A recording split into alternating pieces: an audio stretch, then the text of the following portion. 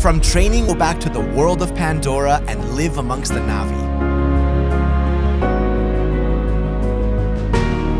Like the first movie, James Cameron's second film was also a massive production. So what makes it a bigger masterpiece?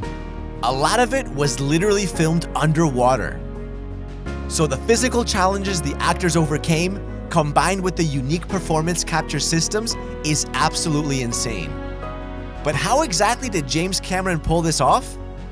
For starters, the actors' physical abilities were pushed to the limit.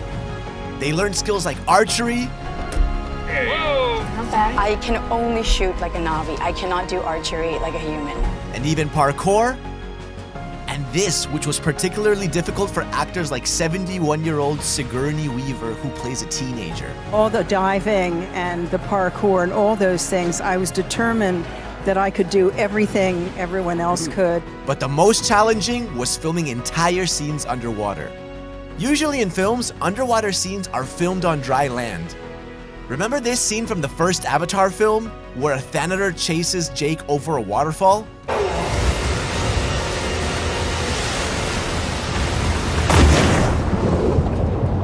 You can see the stuntman landing in the water and then mimicking the motion of being swept away by the current. Then, he swims underwater and up to the surface and is pushed towards an object.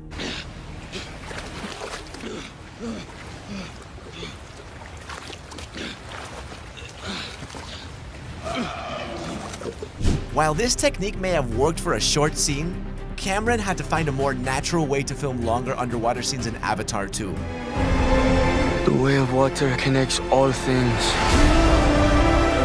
So he literally had the cast train with freedivers in Hawaii for months. They learned special techniques to hold their breath for several minutes and stay calm. We did work with world-renowned free divers that train Navy SEALs. He gets us in a meditative state, and he helps us lower our heart rate. He helps us learn how to, through breathing techniques, like put a lot more oxygen into our bloodstream and eliminate a lot more, carbon dioxide, so that we can sustain our breath. But the natural urge to breathe can be strong. So Kirk Crack, a highly skilled diving professional and coach, taught them how to distract themselves if that happened. When the desire to breathe comes, he called it the dirty villain. And you ignore the dirty villain, you go, ha, you, go away. And then you try to do all these mind games, like I used to paint myself blue, pretend, and then I'd sing Speed Bunny Boat, like a, bird on the wing, and anything you can do to keep from thinking about, I really want to breathe. In fact, some of the actors set records on set, with Sigourney Weaver doing a breath hold for 6.5 minutes and Kate Winslet holding her breath for 7 minutes and 15 seconds. Here we go.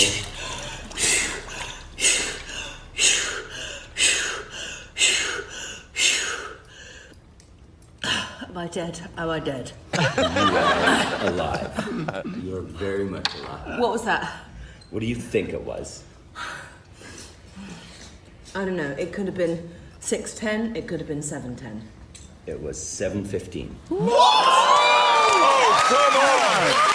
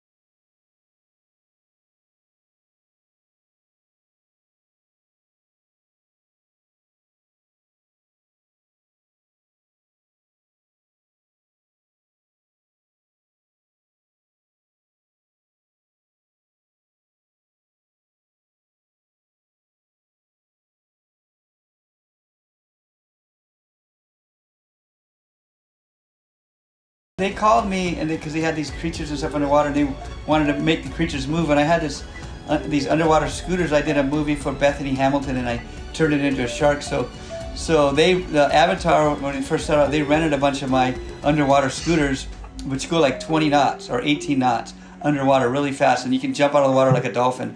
So they rented those from me, and then they discovered that they probably needed like 30 of them. The technology behind Avatar is equally mind-blowing. James Cameron built a gigantic pool in the studio that could hold 3.4 million liters or 900,000 gallons of water. That's almost 1.5 Olympic swimming pools or 18,927 bathtubs. But motion capture for an animated 3D film in a pool that large was problematic. Traditionally, multiple motion capture cameras, also called mocap cameras, are used to film in a 3D space. Actors wear motion capture suits with trackers and act out scenes in halls where mocap cameras are mounted on walls and the ceiling. Simultaneously, camera operators shoot reference footage on traditional cameras. But Avatar: The Way of Water was different. A lot of the scenes were filmed underwater, so they had to come up with a new performance capture system. For the scenes on dry land, Cameron used a specifically configured Sony Venice camera with a 3D stereoscopic beam splitting system. Then, to capture the action on the water surface, he used mocap cameras mounted on the ceiling above the pool. And for the underwater scenes, a large number of special motion capture cameras were built and mounted inside the pool. Even the camera rigs used by the underwater cameramen were specially made. Traditional underwater camera housing wasn't an option for the 3D cameras they were using. On the other hand, the usual IMAX beam splitter rigs weren't an option either because they weigh over 100 kilos. So Cameron got in touch with Powell Actil, who created the DeepX 3D. This rig weighs less than 30 kilos, which isn't a lot when you're floating in water, and they can be operated by just one person. The cameras were also combined with custom Nikonos submersible lenses, which gave them clean, distortion-free 3D IMAX footage. Besides this, the actors wore head-mounted cameras as well and had waterproof markings on their face to record expressions for animations. But there was one last issue. The cameras were having a hard time focusing on the white motion trackers on the actors' suits, so they filled the surface of the pool with thousands of white opaque balls. This helped cut the light reflections in the water without obstructing the actors from reaching the surface whenever they wanted. Avatar: The Way of Water was finally brought to life by VFX house Weta Digital. And one thing's for certain, this film will not only break records once again, it will also transform the future of underwater filming and motion capture. Are there any amazing facts you know about the new Avatar film?